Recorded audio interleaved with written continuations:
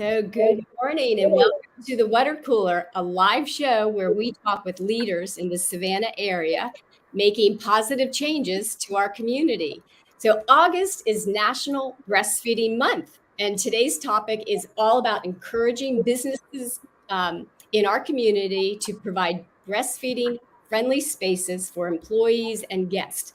And we're also going to talk about existing barriers that discourage breastfeeding among local Black mothers. So today we have two specialists around the water cooler to answer any questions concerning breastfeeding. We have Dr. Nandi Marshall. She's an associate dean for the academic affairs at Georgia Southern. And we have Shantae Gadsden, a lactation consultant. And the owner of Glow Lactation. So good morning, everybody, and welcome to the water cooler. Good morning. Good morning. Good morning. I'm going to jump right in and I'm going to ask Shantae, why is breastfeeding so crucial? Well, breastfeeding is one, I always say that breast milk is medicine. So I tell all my parents, breast milk is medicine. It protects your babies from various illness and diseases, and it promotes and helps babies with their immune system, and it's constantly changing. I'm gonna give an example because I had this mom who had COVID and she pumped her breast milk and it was a different color. It wasn't even the same color that it normally is because it was providing antibodies for her baby. So breast milk is just amazing and it's constantly changing. It's so good for the body and it reduces so many illnesses and diseases for moms and babies. I remember many years ago, I was told to breastfeed, and when my daughter was born, and they listed so many benefits, like the kids will stay healthier, they'll do better in school, and now there's actual science that backs all that up, right? Yes, definitely. Definitely higher IQ. So they're less likely to get ear infections. So moms can go to work. And so that's why we're here today to even talk about making sure that when moms go to work, they have a place to pump at. So yes, definitely.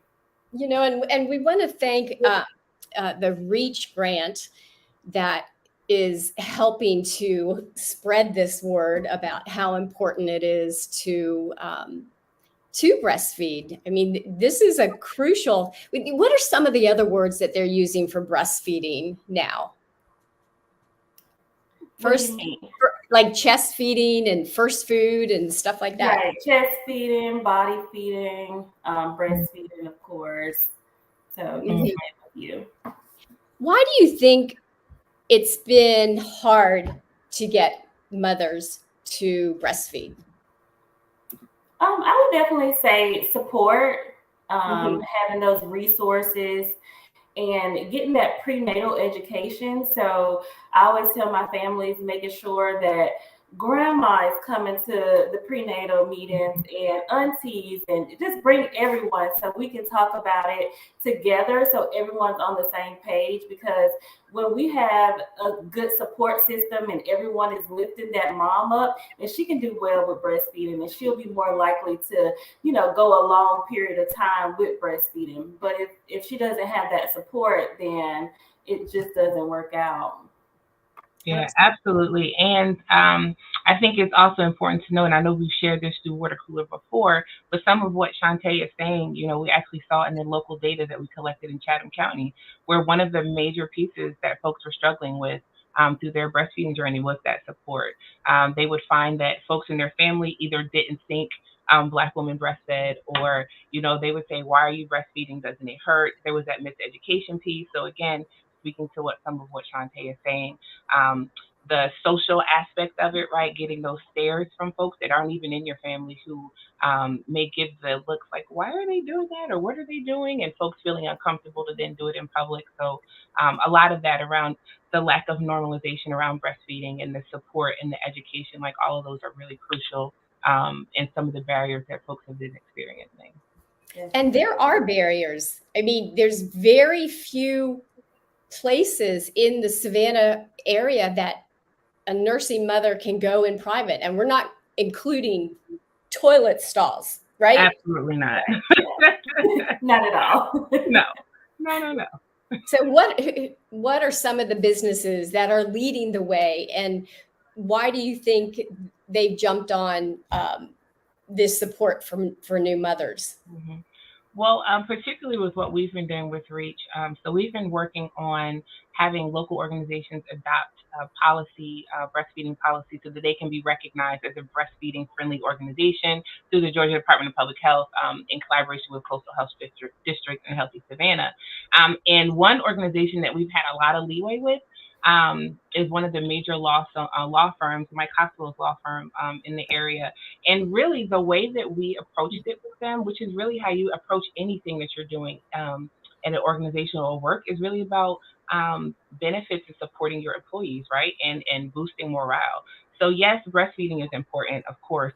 But when we're trying to have these conversations, you also need to talk about that return on investment. Like, that's just what's important to businesses, and sharing that this supports your employees. If you can say that we support you in your journey, we'll make sure that you're able to take your break time. We'll make sure that there's a space here that's clean, that has what you need to pump, that has the privacy for you to be able to provide for your child, even while they're at daycare or wherever they are, but while you're at work. Like, that's really important, and it shows your employees that they care. But it also supports them to meet their breastfeeding goals, which is important because of all the things that Shantae just told us. Healthier babies, healthier moms. Like, there's benefits for baby and mom. And so when your employer is showing that they care about your health and well-being and your family, you're more likely to show up. You're more likely to be there and be present and really work for that company because you feel supported. Who wants to work in a place where they don't feel supported? And so that's a really great way for organizations to show that they care about their employees, is to have these policies and to provide those spaces for them. So, Dr. Marshall, if a business is watching this and they say, over half of our employees are female, and we don't have a breastfeeding spot, what would you tell them on how to make that happen? What are the steps involved? Right. So the first thing I would say is, even if they only had one employee, or even if they had 0 employees, that are female, I would still encourage them to do this. One, anyone that has the potential to lactate needs to have that opportunity to do that. 2, you might end up hiring someone tomorrow. So you want to be prepared, right? We want to also be less reactive and be proactive and do these things before we actually need them, so that we can just roll them out. But call me, email me. I can guide you. My team and I, we have worked really hard over the last few years. We've developed an amazing policy template that's based off of the Georgia Department of Health template. And we also have an entire policy toolkit. So in this toolkit, we have, of course, data, right? So I'm in the College of Public Health at Georgia Southern. So everything we do is data driven. And we really make sure that we're providing the clear picture. So we include some data on why this is important, but we also walk you through what the policy is, why we think you should have the policy. We talk about the different steps. So what do you need from a space perspective? What are some things you need to consider within the policy? And then also we talk about the Georgia Department of Public Health pledge. So there's a pledge that you fill out once you have your policy. So if you already have a policy, you can do this today. You go to the Georgia Department of Public Health website and you just walk through the pledge that, you support this, we have a policy, so on and so forth, and then you can be recognized as a breastfeeding-friendly organization within the state of Georgia. And so really, it's very simple. I know it sounds daunting, sounds like a huge task, but we're here to help and support you along the way, answer any questions, and provide the technical assistance you need to update your policy, create one, or make sure you're recognized if you already have one. So is there an official code from the state of Georgia saying that if you're a business, you must have this area, or is it a pledge? So there are laws at the federal and state level, right, that basically say organizations should do this. Of course, just like with any other laws, there are some caveats, right? So depending on the size of your organization, you may get a pass. However, from my perspective, even if you have 3 employees, this is something that I believe is worth having a policy for. I mean, we're not talking about giving people a day off work to go and pump. We're talking about allowing someone to have a paid break, right? Like just like they would with any other break, to have a break included where they can go pump for 15 minutes. It does not take long to pump. They can pump and then they have somewhere to store their milk, a refrigerator, a place that's private where they can handle what they need to do, right? And so it's not really a lot that we're asking for. And depending on how long someone's working, they might need more than one break, right? They may need two or three, but consider this, right? How many people go on smoking breaks, right? Whoa. And there's no issue with that. So why not support folks who need to take a pumping break? Like they're doing something to provide for their child. And so, I would just say consider that. Like, if your office culture, if someone's going to take a break or even a bathroom break or whatever, why can't we be okay with folks taking a pumping break, right? And so this really protects the employees so that they know they're supported and that they're not going to lose their job if they have to go pump. Often moms or parents who are lactating may feel as if they can't pump and so they can't continue because they don't have the time built into their day based on their employer's perspective to do that. And so this really provides that safe hold and makes sure that they are protected as they're providing for their child. So let me ask you this question. What is your most favorite breastfeeding room that you've seen that's open to the public? And what does it look like and why is it your favorite? Yes. Okay. So unfortunately, my favorite no longer exists, but I'm going to tell you anyway because it was amazing. So in Savannah, there used to be a Babies R Us, and Babies R Us had this amazing nursing room where when you walked in, the lights were low. There was a rocking chair, there was a table, there were outlets, and so I wasn't there pumping. I was a parent right out at the Babies R Us with my kids. But it was quiet and I was able to get away from the hustle and bustle of the store and I could nurse in private. So I have been a parent that I'm open to nursing in public, but for those of us who have nursed before, it's so much easier to nurse your child when it's quiet because they get distracted so easily. And so having places like the Babies R Us or a Target or a Walmart or any of the places where folks frequent, it's also helpful to have those places for just your average customer. Like another one that I really enjoyed, I think was at the aquarium in Atlanta, was another example. And it was the same sort of thing where Right. you have a private space where you can have some quiet time with your child so they're not distracted, you can nurse and keep it moving. And so that is something else I would also love to encourage is even if you have spaces for your employees, see if there's a way to support the folks that support your business as well. Because I can promise you, if you have that sticker and folks know that they can come and shop there or frequent your business and still be able to nurse their child in private if that's what they so choose, I promise you'll have more parents coming to your store. Because when we see those things, just like, when dads go and they now have changing tables in the dad's bathrooms, like they feel supported. You know what I mean? And so That when took you a feel while to supported, happen. yeah, Right. when you feel supported, you frequent more. So it's like think of it from that perspective too. So I'm often at the Savannah airport, and they've got a really nice, what they call it, a pod, right? They do, yes, Yeah. yes. The pods, whenever, folks watching, whenever you're in the airport now, majority of the airports are starting to have these pods, and the pods are awesome. The pods, like you put a code in, you go in, you close the door, you have a nice little space. And so I'm hoping that maybe we can, secure some funding to get some pods around the county. We'll see.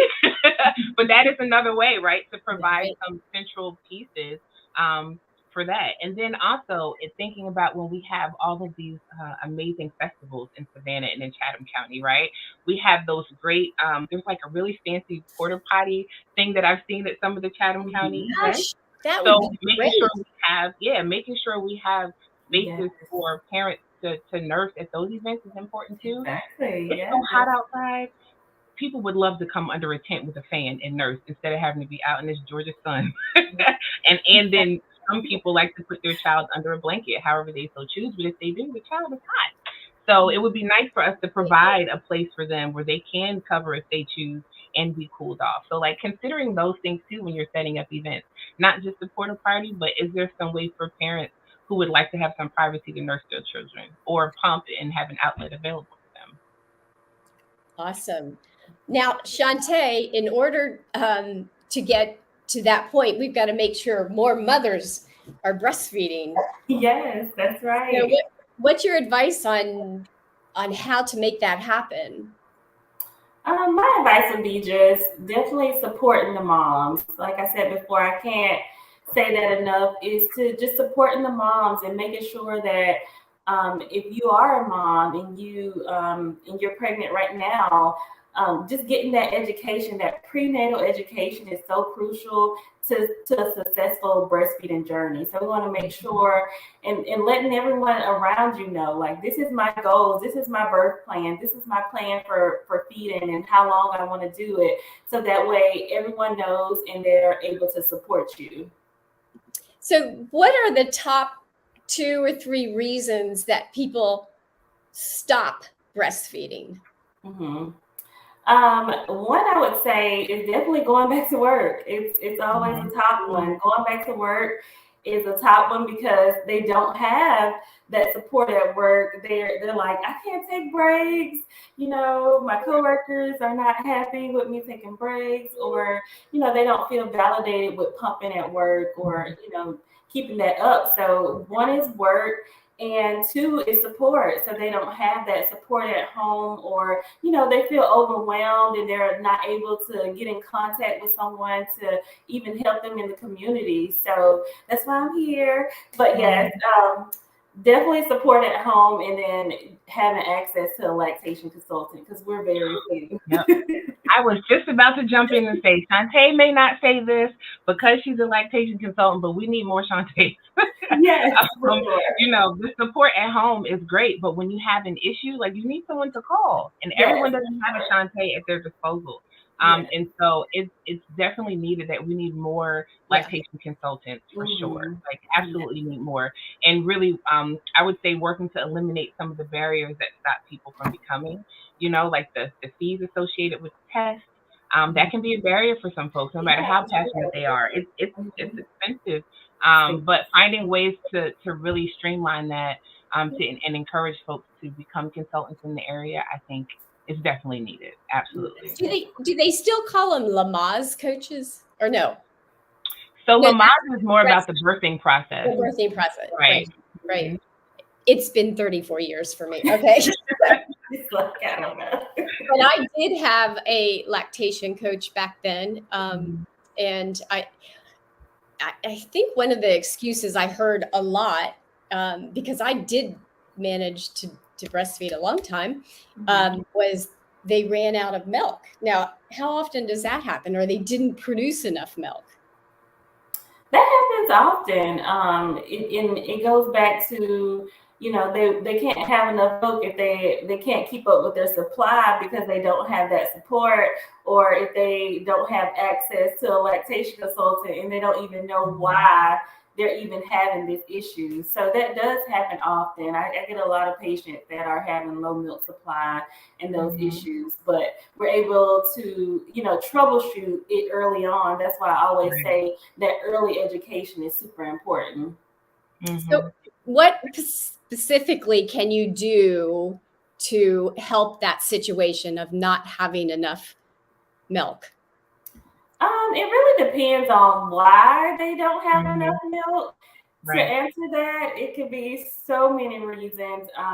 It could be something dealing with the mom's health, hypothyroidism, or high blood pressure. It's so many things that go behind the scenes to why they don't have enough milk, or it can just be supply and demand. They just don't know how many times they're supposed to be removing milk, because sometimes your milk supply is like a little factory. I always say it's like an ice machine. Once it fills up, you need to take the milk out, and if you're letting it overflow, then you're losing that supply because it's not going to keep making milk if it's full.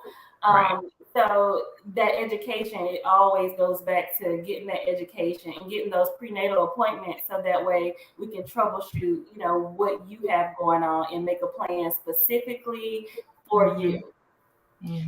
I know. Oh, go ahead. Go ahead. No, I was going to say one thing that I really wanted to emphasize was the last 2 words that Shantae said, which was "for you." Right. So I think that often we get caught up in social media posts, we get caught up in seeing folks who are very excited they just pump 6 ounces of milk, and that's great. There's nothing wrong with that. But I think it's also important to make sure moms know that doesn't mean that that's what you're supposed to be doing, right? So her answer, like, spot on, because it really depends on what's happening with you as the parent. And I think we get concerned, like, you might actually be making enough for your child. Maybe that's what your child needs right now. But having the support of someone like Shantae or another IBCLC or CLC, it helps, because then it can help to identify what the actual problem is. It might just be that you think you need more, and that's not what your child needs right now. Or it could be that you're not producing because of A, B, C, D, E, F, G. Here's how we can rectify it. And so, yeah, I just wanted to make sure I mentioned that, because, social media can. It really can. It's true. It's definitely true. So Shantae, how about, I've also heard the excuse that it hurt too much. Well, that's true. I mean, and it goes back to just having access to a lactation consultant when you are going through that pain, because if we're not getting a deep latch, or if the flange is not fitting correctly, it can be painful. And we don't like to say it's going to hurt, but it's just the reality of it. And just getting that support when you are going through that pain, or if the latch is painful, because it's not supposed to, but it does happen. And some of the remedies, I mean, is there like a cream that you can use? Is there hot presses? I mean, it really depends on the situation where I will recommend a specific thing. So it definitely just depends. Okay. Yeah, but I think the key that she said that I want to make sure no one missed is that it's not supposed to hurt. And I think that that's what's most important. So if there is pain, you need to figure out why. So doing that with her. Lillian has a question. How can someone connect with Shantae if they're watching? Yes, so they can reach me at my website. It's www.glowlactation.com. And also they can email me at glow@glowlactation.com. And also, I want to plug as well, Shantae is also listed on the Hero Help Me database. So for those of y'all listening who are from Chatham County, the Hero Help Me database has been a part of the REACH grant. And so in the Hero Help Me database, like, you have resources for everything. Anything you could think of in Chatham County is up there. And we worked really hard to make sure that we had breastfeeding resources as well. So Shantae is up there, as well as some other, another or two IBCLCs that are in the area, as well as milk bank information. Zip Milk is up there. So if you need donor milk, like, there's a million resources up there. So you can also look at the Hero Help Me database and get her information. Yeah. So let's say that there is a mother-to-be, and she's 6 months pregnant, and she saw this information, and nobody's in her family has ever breastfed. What would you tell that new mom right now if she's watching? If a new mom was watching, I would first say congratulations. Secondly, I would say definitely reach out and do a prenatal appointment, so that way we can create something just for you, because it makes a difference when you're looking, as we said before, if you're looking and you see all these social media posts with moms having a freezer full of milk, that's not ideal. That's, that's not the goal. And so we want to make a plan that's specifically designed for you. And we also want to make sure that you and your family know, like, this is what we're doing. And that way dad is supportive, or mom is supportive, or whomever is supportive in that family, so that way you can reach your goals. Excellent. Excellent. Well, we're going to keep this information up on Healthy Savannah so people can access it. They can get your phone numbers. It is a really important initiative for the future health of our children and our population, that people understand that breastfeeding is natural. And if you want to have a healthy, smart kid, breastfeed. And so anyhow, oh, it was great information. Absolutely. We certainly appreciate Dr. Nandi Marshall and Shantae Gadsden for taking time out of their very, very busy schedules to talk with us and encourage young mothers to breastfeed and to encourage business owners to have a space, a safe, clean space, not a toilet. Right, absolutely. Clean room. No bathrooms. No bathrooms. Exactly. A separate space for these nursing mothers. So, okay. Thank you for being on the water cooler. And until next time, keep up the great work. Appreciate it. Thank you for having us.